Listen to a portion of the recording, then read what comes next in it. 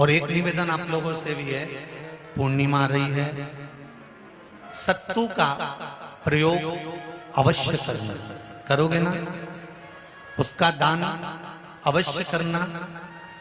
कोई आए उसको थोड़ा सा सत्तू अवश्य खिलाना। 3 चीजें होती हैं सत्तू में, गेहूं, चने की दाल, जौ, इनको गलाया जाता है। रात भर गलाने के बाद इसको फिर सेका जाता है, सेक कर पिसाया जाता है, फिर उसका प्रयोग किया जाता है। महाराज चाहे फिर उसको घोल कर आप शक्कर के साथ, गुड़ के साथ, नमक के साथ, जीरे के साथ, पुदीना के साथ, जिसके साथ तुम्हें खाना है वो तुम्हारे ऊपर, पर दान करना सत्तू का जरूर है। एक चुटकी मात्र भी अगर सत्तू आपने दान किया है बैसाख महीने में, उसका फल जरूर मिलेगा, जरूर प्राप्त। बैसाख के महीने में एक पकवान बनता है शंकर जी का,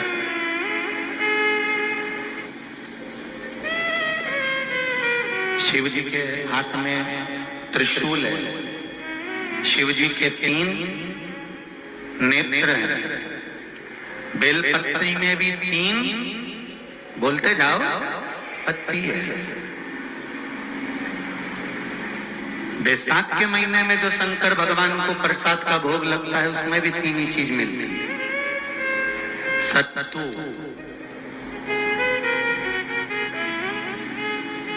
कोई दूसरे महीने में बनता है? जम के तो बोलो नहीं। कब बनता है? यही बैसाख के महीने में। चने की दाल, गेहूं और जौ, इन तीनों को गलाकर सेक कर जो सत्तू तैयार होता है, इसी बैसाख के महीने में परशुराम जयंती के दिन या अमावस्या के दिन या पूर्णिमा के दिन शंकर भगवान को समर्पित होता है और भगवान विष्णु को समर्पित होता है। दुनिया के लोग कहते क्या होता है सत्तू से? सास अपनी बहू से कहती है बेटा सत्तू बना ले, थोड़ा सा सत्तू बाजार से ले आना, 10 रुपए का खरीद कर ले आना। आज सत्तू, आज अपन पूजन करेंगे सत्तू की, अक्षय तृतीया है, थोड़ा सा पूज देंगे, थोड़ा सा भगवान को भोग लगा देंगे, सत्तू का लड्डू बना लेंगे। बोलो री जी, सही है कि गलत है? बाजार में भी सत्तू मिलता है, तो बच्चे कहते हैं, बहुएं कहती हैं कौन खाएगा, काय को ला रहे हो, सत्तू का क्या काम है? पर शिव महापुराण की कथा कहती है, स्कंद पुराण की कथा कहती है, जिस समय पर बैसाख के महीने की सुंदर अमावस्या का दिन था, उस दिन माता पार्वती शंकर भगवान के लिए जब पकवान बनाने के लिए बैठी, कुछ नहीं मिला, तब माता पार्वती ने 3 अनाज को लिया, एक चना, दूसरा गेहूं और तीसरा जो, इन तीनों को भींग रहे थे उसको लेकर आए गंगा जी में से, उसको सेक कर माता ने अंगीठी पर और उसका जो सत्तू बनाकर शिव को दिया। शंकर भगवान ने कह दिया, सुन पार्वती, ये सत्तू नहीं, ये मेरी औषधि है। बैसाख के महीने में जो खाएगा वो जिंदगी भर रोएगा नहीं, शरीर से स्वस्थ होगा। अब उसको लोगों ने हंसी खेल में ले लिया, सत्तू का क्या काम, मम्मी हम नहीं खाएंगे, बड़ा पूरा।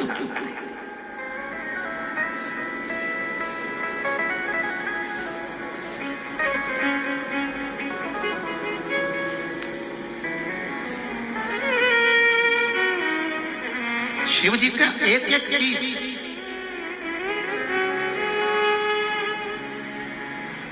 बैसाख के महीने में पियो बेल। बेल मतलब समझ गए? बेल का रस। बैसाख के महीने में पियो बेल और शरीर को रखो ऑलिव बेल।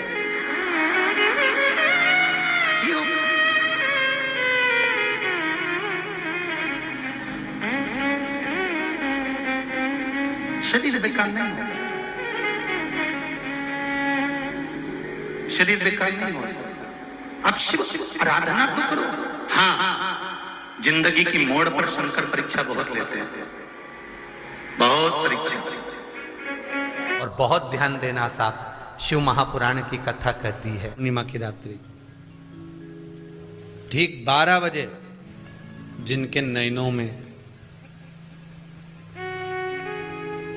नंबर बढ़ते चले जा रहे हो, चश्मा उतर नहीं रहा हो, दूर का नहीं दिखे, कहीं किसी को पास का नहीं दिखे, रहते हैं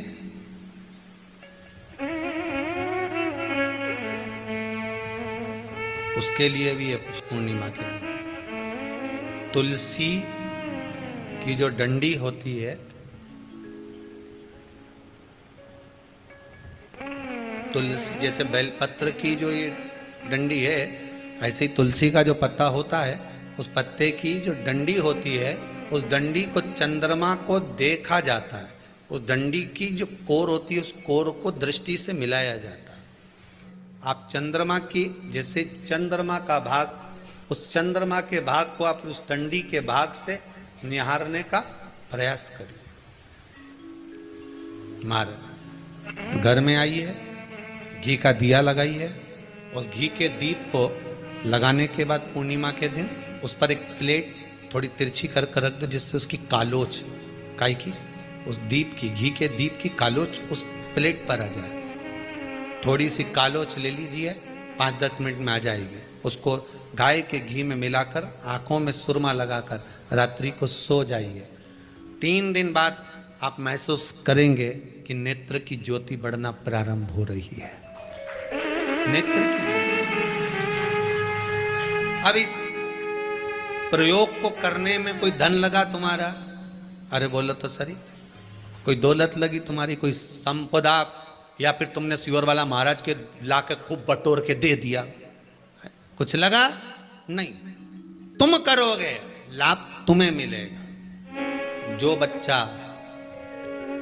बुद्धि से विकलांग हो, विद्या में कमजोर हो, परीक्षा हॉल में पेपर देते समय भूल जाता हो,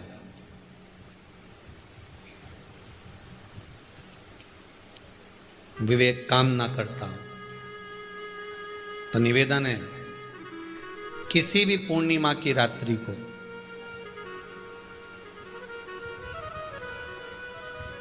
बारह बजे गाय के, गौ माता देसी गाय के जो 4 थन होते हैं, उन 4 थन में से जो आगे के थन होते हैं, 2 पीछे की ओर होते हैं, 2 आगे की ओर होते हैं, तो जो आगे के 2 थन है, उस थन का दूध निकलवा लिया जाए और उस दूध का कोई भी मीठा पदार्थ बनाओ तो ठीक है, ना बनाओ तो उसी दूध में शक्कर मिलाकर पूर्णिमा की रात्रि को, जो विवेक से कमजोर हो, बुद्धि से कमजोर हो, या याद करा हुआ सब भूल जाते हो, या आपके लिए भी है कोई चीज रखते हो भूल जाते हो, विवेक याद नहीं रहता, बुद्धि में इतना प्रबल बल नहीं आ पाता, याददाश्त कमजोर होती चली जा रही, तो किसी भी पूर्णिमा की रात्रि को 12 बजे गाय के आगे के 2 थन का दूध, उसमें कोई पदार्थ, शक्कर, गुड़ कुछ भी मिलाकर भगवान के चंद्रदेव की साक्षी में उसको पिला दिया जाए। महाराज बार बार पिलाने की जरूरत ही नहीं पड़ेगी, एक ही बार में काम कर जाएगा और विवेक पूर्ण तरह से कार्य करने लगेगा। देसी गाय के आगे के 2 थन का दूध बड़ा प्रबल होता है।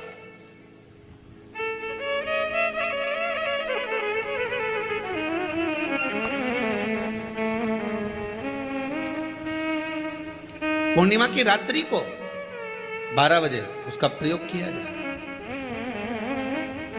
आप उस दूध को निकाल लो शाम के समय, रात्रि के समय ग्वाले से कहकर, जिसके यहाँ पर देसी गाय हो वहां निकलवा कर उसको रखा जाए, उसका पान करा जाए। महाराज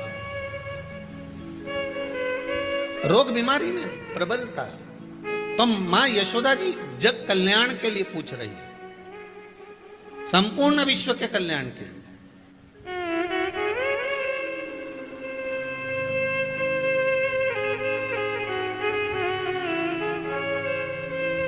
अरे कितना सुंदर संवाद है। स्कंद पुराण में समुद्र मंथन की तिथि, नक्षत्र, घड़ी, पल सब कुछ लिखा हुआ है कि समुद्र मंथन के लिए देवताओं ने इंतजार करा था। कब? जब चंद्र का प्रभाव पूर्ण हो।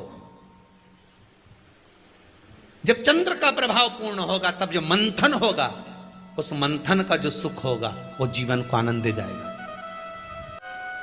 जब देवता 33 कोटि देवता उस चंद्र के इंतजार में रहते हैं कि ये चंद्र प्रबल होगा, तब जाकर ये चंद्र यहां पहुंचेगा, तब जाकर हम मंथन करेंगे, तब जाकर वो अमृत मिलेगा, और उस अमृत को देवता धारण करेंगे तो वो आनंद पा जाएंगे।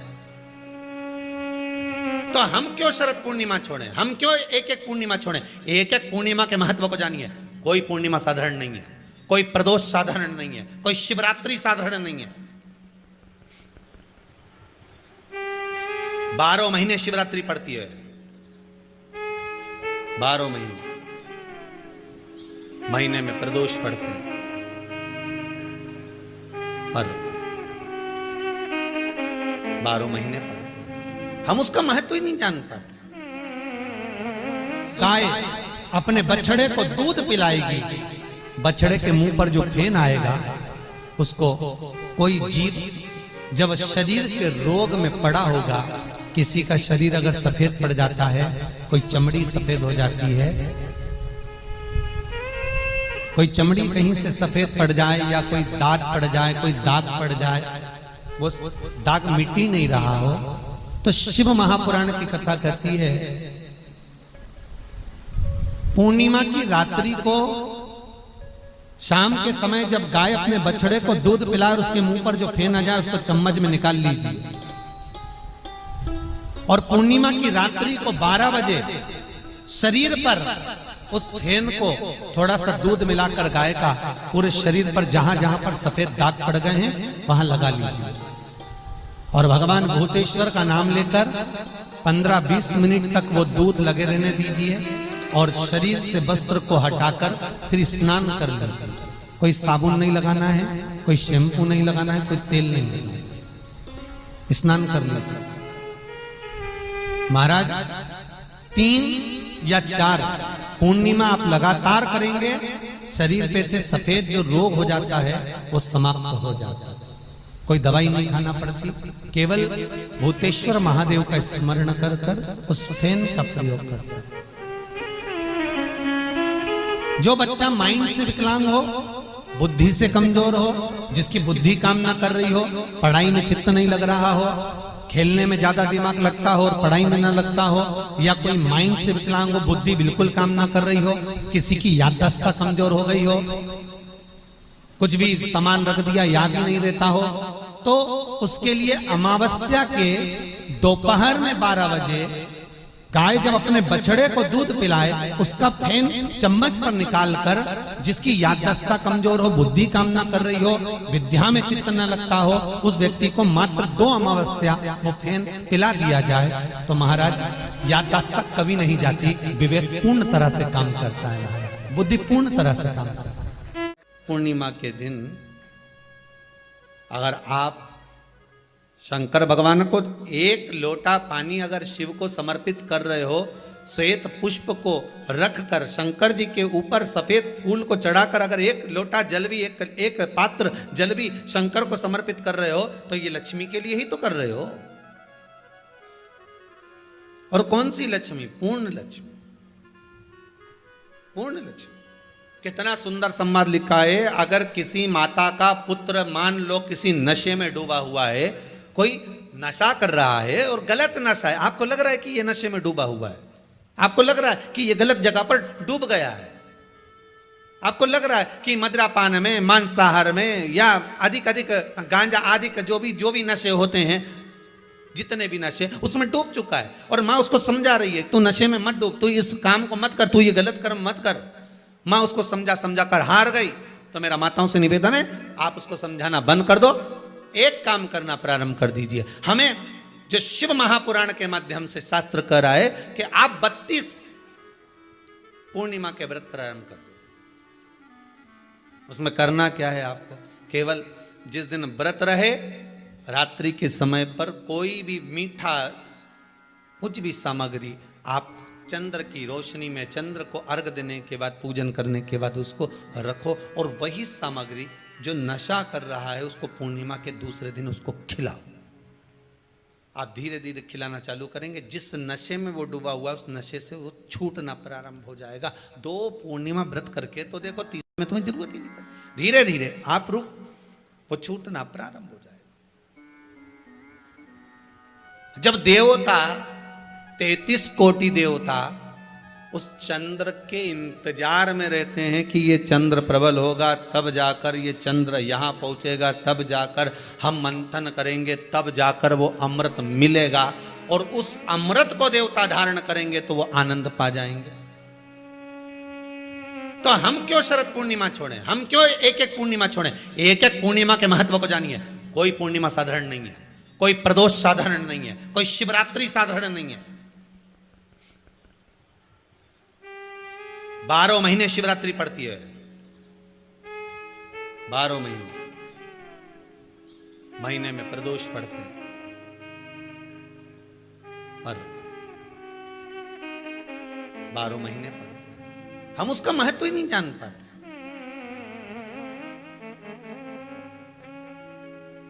कौन से प्रदोष पर क्या करना है, कौन सी पूर्णिमा को क्या धारण करना है, कौन सी शिवरात्रि पर। कई लोगों को तो यहां तक नहीं मालूम था कि भाई श्रावण के महीने में भी शिवरात्रि आती है। वो तो बस लोगों के कि शिवरात्रि का पूजन हुआ, तो उसका स्मरण क्यों छोड़े हम? अगर ये वेद और शास्त्र ब्राह्मणों को दिए गए हैं, ये वेद और शास्त्र विद्वज्जन को दिए गए हैं, तो इसका स्मरण होना चाहिए कि हम निकालकर जनमानस तक ये चीज पहुंचाएं कि हमें इस दिन ये पूजन करना है, उसका स्मरण होना चाहिए।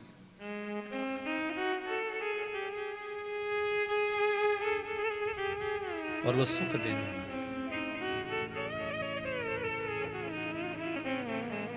पूर्णिमा का व्रत अगर नारी 32 पूर्णिमा धारण कर लेती है तो वो नारी बेधव्य होकर नहीं जाती। पर आप लोग व्रत जो करते हो ना, जो भी व्रत आप लोग उठाते हो, सोमवार का व्रत जैसे किसी माता जी ने उठा लिया और वो उठाने के बाद, हम तो शादी नहीं हुई थी ना जब भी सोमवार व्रत करते थे, अब शादी हो गई अभी भी हम सोमवार का व्रत कर रहे हैं, करे जा रहे हैं, और उसका कोई उद्यापन नहीं करा, कोई संकल्प नहीं लिया गया कि मैं 5 करूंगी कि 16 करूंगी कि 25 करूंगी कि 31 करूंगी कि 21 करूंगी। इसलिए पूर्णिमा व्रत का विधान में कहा गया कि 32 पूर्णिमा का पहला संकल्प होना चाहिए। उसके बाद आपकी 32 पूरी हो जाए, फिर आप दूसरे और व्रत कर लो, फिर 32 कर लो, फिर 32 कर लो, पर उसमें पूर्णता का भाव।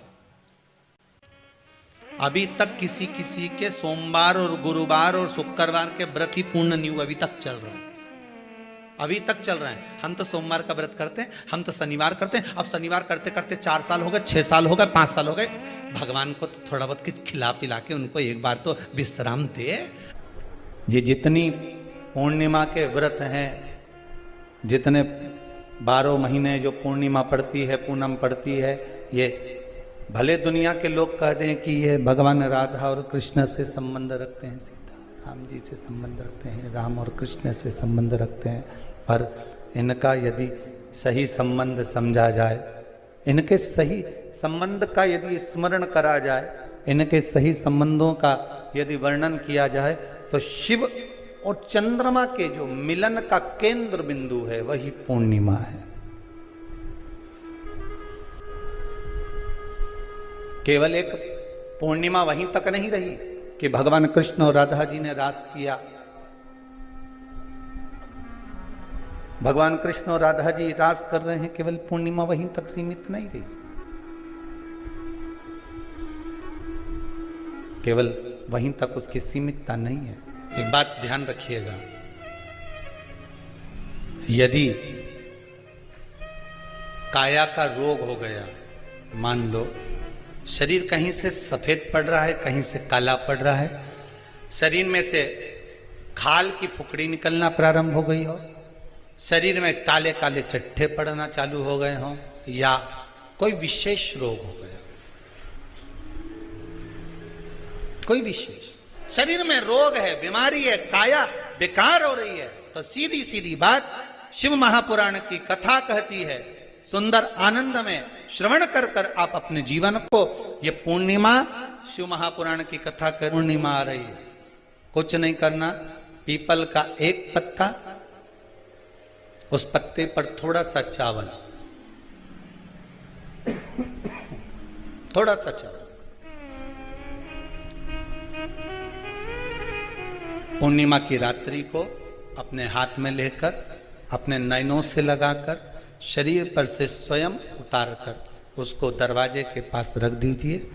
पूर्णिमा की रात्रि को पूर्ण होने पर उस चावल को दूसरे दिन सूंघ कर बहते हुए पानी में डाल दीजिए।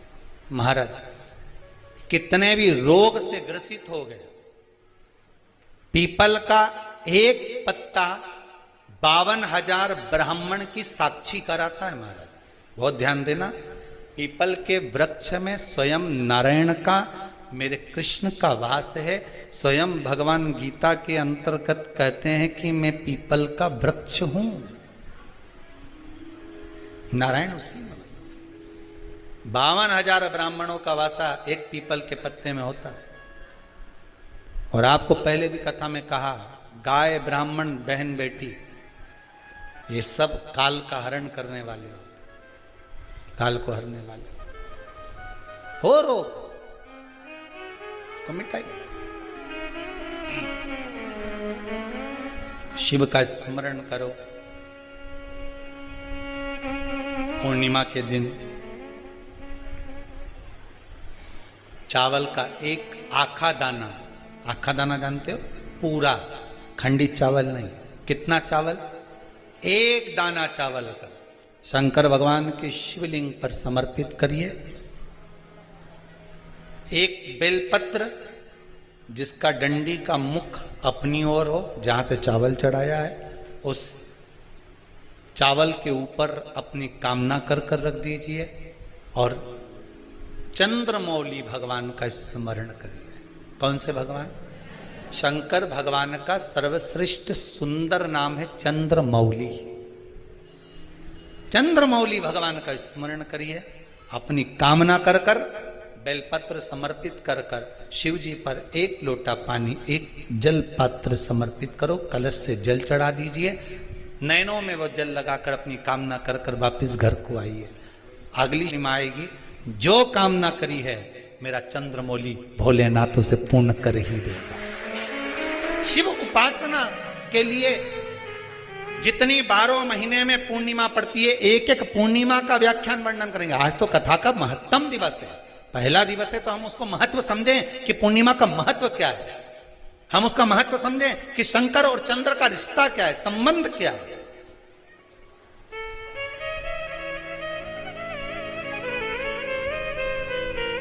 भगवान ने जितनी पूर्णिमा बनाई है, जितने नक्षत्र बनाए, जितनी घड़ी बनाई, जितना पल बनाया, जितना समय बनाया, ये शंकर भगवान ने जो बनाया ये गलत नहीं बनाया, श्रेष्ठता के लिए बनाया, जग के उद्धार के लिए, संसार के उद्धार के लिए बनाया। अब उसका प्रयोग आप करें ना करें या आपके ऊपर है।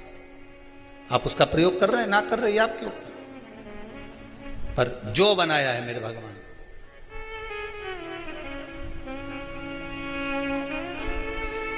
शिव देने लगा। शिव महापुराण की कथा कहती है, जैसे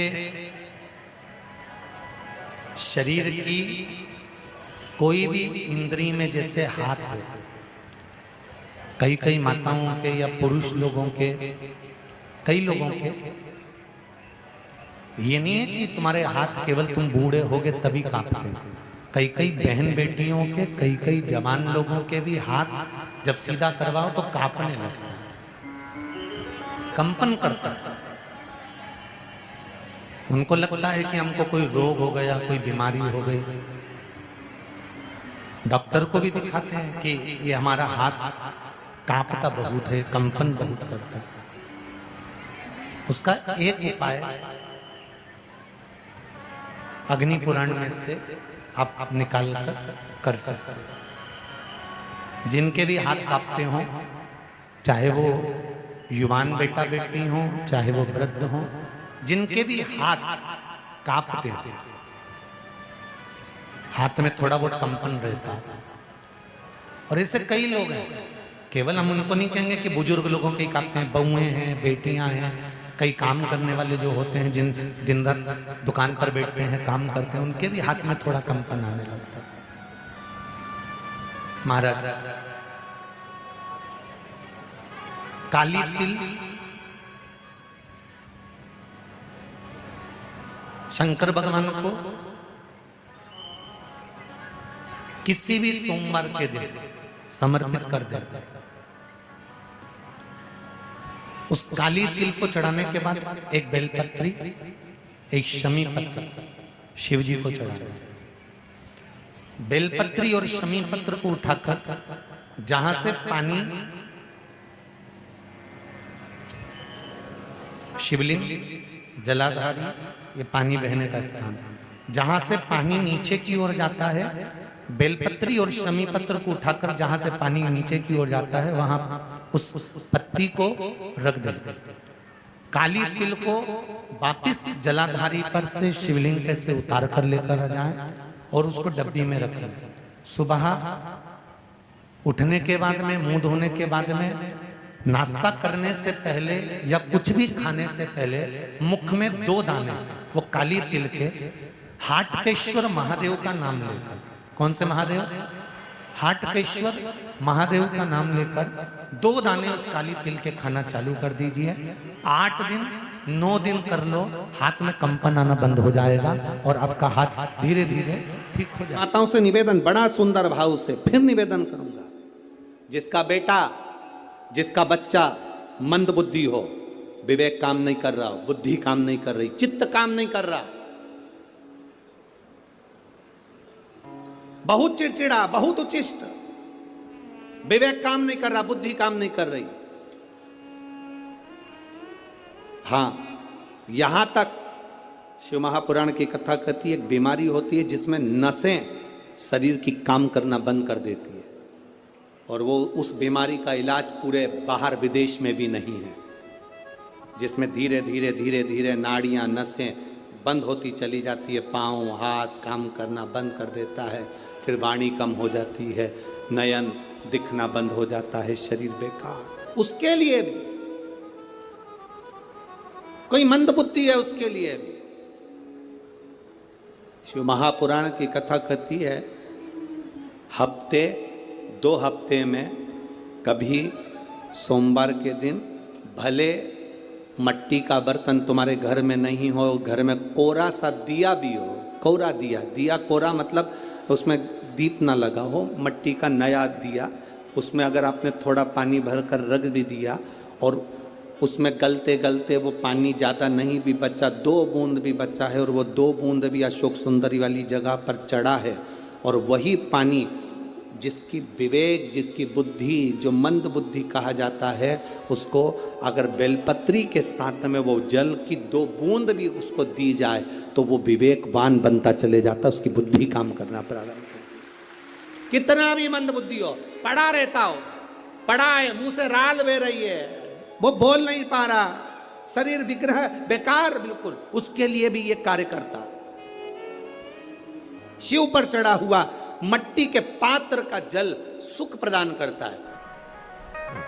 बैसाख के महीने में पीपल के वृक्ष के नीचे, बेलपत्री के वृक्ष के नीचे, तुलसी के पौधे के नीचे, आंवले के नीचे, बट वृक्ष के नीचे, शमी वृक्ष के नीचे जल चढ़ाने का महत्व हमारे यहाँ बैसाख शिवरात्रि शिव महापुराण में मिलता है।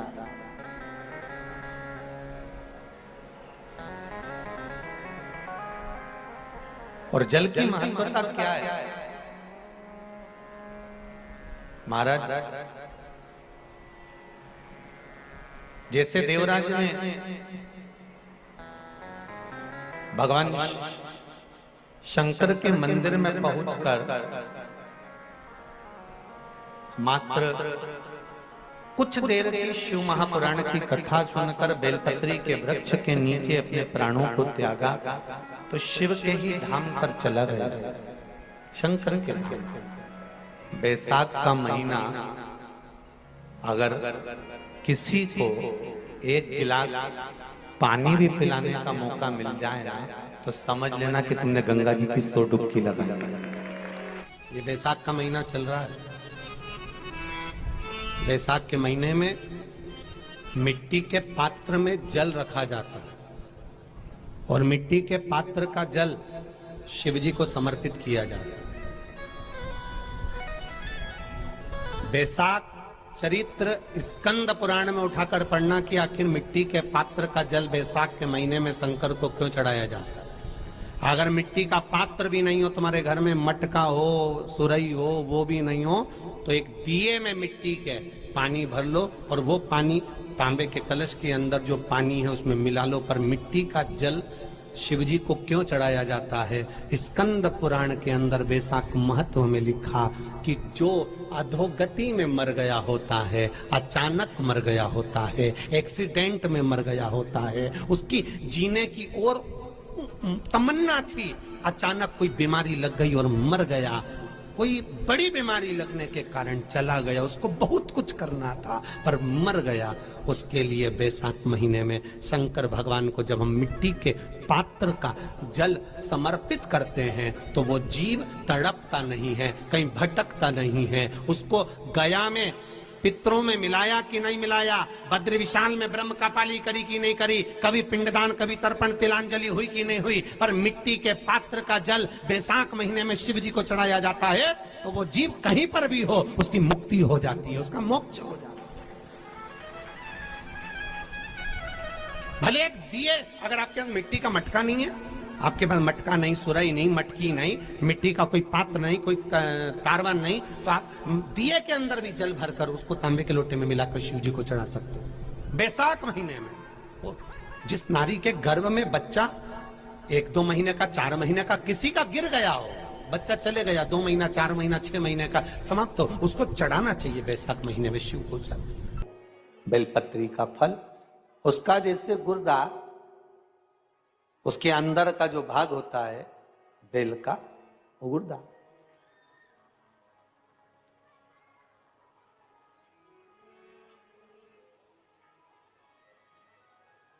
उसको अग्नि में जलाकर उसकी भस्म तैयार कर कर छान कर जब जब आपके यहां विद्वान ब्राह्मण शिव जी का अभिषेक कराते हैं, पूजन कराते हैं, तो उसमें लिखते हैं पूजन के साहित्य में बेलपत्री, धतूरा, दुर्वा, ये उसमें नीचे लिखेंगे भस्म। लिखते कि नहीं लिखते? लिखते हैं ना, भस्म अभिषेक में चाहिए रहती। तब उस भस्म का थोड़ा सा भी भाग आप अगर शिव को समर्पित कर रहे हो तो ये जान लें कि शंकर मनवांछित फल प्रदान कर रहे हैं, शिव फल प्रदान कर।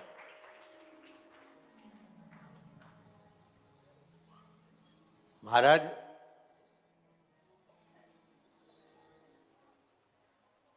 बेलपत्री के वृक्ष के नीचे बैठकर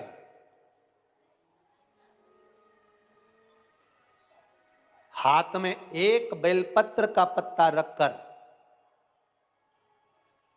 आप पंचाक्षर मंत्र नमः शिवाय, ओम नमः शिवाय या श्री शिवाय नमस्तुभ्यम या महामृत्युंजय मंत्र का स्मरण कर रहे हो, पर डंडी का भाग अपनी ओर, बेलपत्र की बीच वाली पत्ती का भाग बीच वाली उंगली की ओर रखकर अगर आप स्मरण कर रहे हैं और अपनी कामना कर कर बेलपत्री के वृक्ष के नीचे बैठकर उस पत्ते को सम्मुख रखकर बाबा से विनय कर कर एकांत में उस बेलपत्री के वृक्ष की छांव में, बेलपत्री के वृक्ष की छांव आप कामना कर कर उस पत्ते को शंकर भगवान के ऊपर समर्पित कर रहे हैं, तो ये जान कर रखें कि पार्वती और शिव का मिलन करवा रहे हैं और अपनी मनवांछित फल कामना पूर्ण करवा रहे हैं। क्योंकि शिव और पार्वती का जब मिलन होता है, शंकर पार्वती जब एक दूसरे के सम्मुख में होते हैं, शिव और पार्वती जब एक दूसरे के सामने अपने बच्चों के कारण एक दूसरे के सम्मुख में आते हैं, तो उनके चेहरे पर प्रसन्नता का भाव आ जाता है। तो फल, मनवांछित फल की कामना आप जिस कामना के लिए कर रहे हो, विवाह के लिए, नौकरी के लिए, सर्विस के लिए, व्यापार के लिए, रोग मुक्ति के लिए, आप जिस कामना से कर रहे हो, बस उससे कहकर कभी सोमवार का दिन हो, क्योंकि शंकर जी को सोम प्रिय है, सोमवार का दिन, चंद्र का वार शिव जी को प्रिय, शिव जी को प्रिय है।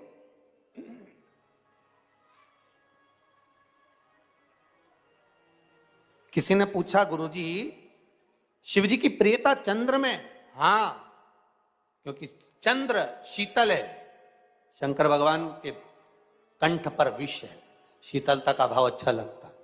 शंकर भगवान को इसलिए कहते भोले, भोले को भोला पसंद है।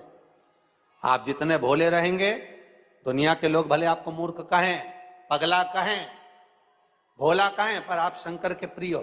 ज्यादा हमें चतुर नहीं बनना। क्या करें चतुर बन के? बिलपत्री के वृक्ष में जो बेल लगा हुआ है, जो फल लगा हुआ है, उस फल की मुझे महत्वता श्रवण करती है। लिंग पुराण कहती है,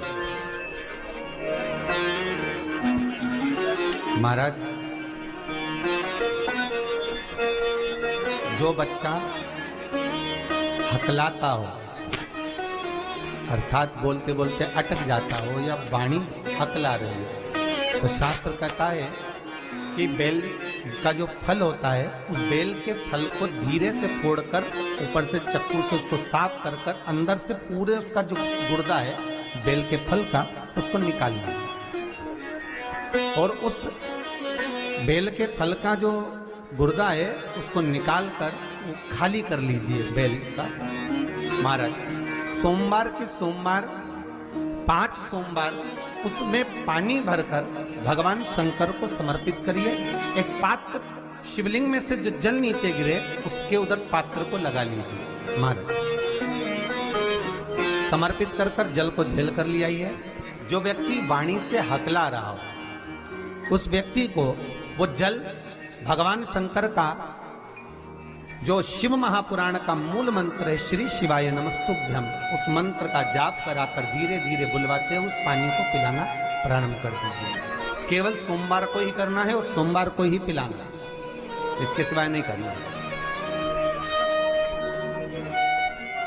महाराज जैसे मंत्र बोलते जाए, श्री शिवाय नमस्तुभ्यम बोलते जाए और धीरे धीरे उसको पानी पिलाते जाए। श्री शिवाय नमस्तुभ्यम बोलते जाए और पानी पिलाते जाए। महाराज धीरे धीरे आप 5 सोमवार करोगे, उसकी वाणी में अटकना बंद हो जाएगा। धीरे धीरे उसकी वाणी श्रेष्ठता की ओर अग्रणी होगी। तो बीले की महत्वता भगवान लिंग पुराण के अंतर्गत वर्णन कर रहे हैं। भगवान शिव कह रहे हैं स्कंद पुराण के अंतर्गत, लिंग पुराण के अंतर्गत, नर्मदा पुराण के अंतर्गत, शिव महापुराण के अंतर्गत कि जो बीला है, इस बीले की महत्वता, इस बीले का सुख क्या है। तो क्या कहा महाराज जी? भगवान शिव कहते हैं अरे पार्वती 1000 अश्वमेध यज्ञ में अग्नि कुंड के अंदर पूर्ण आहुति पर जो गोला समर्पित किया जाता है और एक बीला बैसाख महीने में जो मुझे समर्पित कर देता है उसको 1000 अश्वमेध यज्ञ का पुण्य फल प्राप्त हो जाता है। मात्र एक दिन।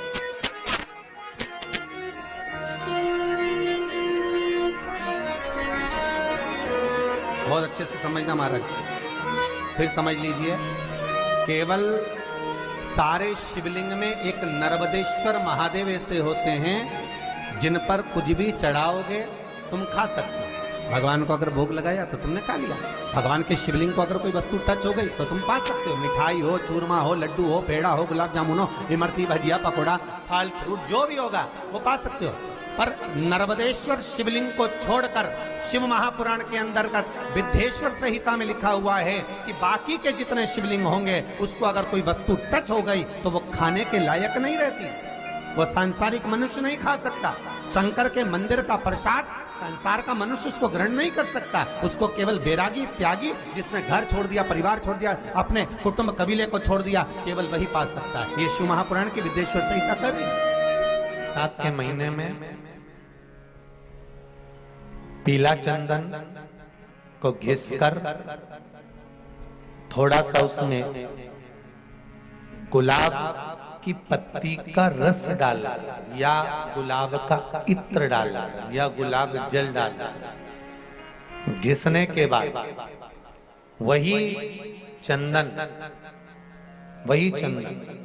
बेलपत्री के वृक्ष के नीचे त्रिपुंड लगाने पर उसी त्रिपुंड की उंगलियां शंकर भगवान की शिवलिंग पर लगाने, उसी उंगलियों को लाकर जो दमे का मरीज होता है, जिसको थोड़ा चलने पर सांस फूल जाती हो, दम भर जाता हो, श्वास बहुत ऊंची नीची होती हो, दम भरा रहा हो, दम ऊपर नीचे हो रहा हो, तो उसके हृदय पक्ष स्थल पर लगा देने पर और एक कंठ के भाग में लगा देने पर, महाराज यही बैसाख के महीने में कर देने पर उसको फिर धीरे धीरे दम भरना बंद हो जाती है, श्वास का मरीज धीरे धीरे ठीक होने लगता है। ये दम के मरीज के लिए शंभु आप जब करोगे स्वयं स्वतः के लिए तो वो सुख आएगा। एक बात कहें तो जरा अच्छे से सुनना, बेटा अगर गलत मार्ग पर जा रहा है, बेटी अगर गलत मार्ग पर जा रही है, बच्चे अगर गलत मार्ग पर जा रहे हैं, घर का कोई सदस्य कहीं मदिरापान में, कहीं वेश्यावृत्ति में, कहीं जुए में, कहीं मांसाहार में, कहीं डब्बा में, कहीं आदि आदि गलत मार्ग पर पड़ रहा है, जुआ खेलने बैठा है, पत्ते खेलने बैठा है, कुछ गलत काम करने बैठ रहा है, और तुमको थोड़ी सी भी भनक लग जाए, थोड़ी सी भी भनक लग जाए कि ये व्यक्ति गलत मार्ग पर जा रहा है, समझना, और समझना क्या, प्रयास करना उसको सत्संग तक ले जाना, उसको कहीं कथा तक, सत्संग तक, मंदिर तक, देवालय तक, शंकर के दरवाजे तक लेकर जाने का प्रयास करें। गलत मार्ग पर चलने वाला व्यक्ति अगर शंकर भगवान पर एक लोटा जल, मात्र थोड़ा सा इत्र डालकर, कोई भी इत्र जो तुम्हारे पास में हो वो डालकर, अगर इत्र भी ना मिले तो किसी फूल की पंखड़ी को डालकर शिव को समर्पित करने लगता है, महीना भर लगता है, उसका मार्ग विभाजन हो जाता है, गलत मार्ग से सतमार्ग की ओर चले जाते हैं। आप उसको शिव भक्ति में लगा दो, आप उसको शंकर की भक्ति में लगा दो, आप उसको शिव स्मरण में लगा लीजिए, आप उसको शिव भक्ति की ओर लेकर चले जाए।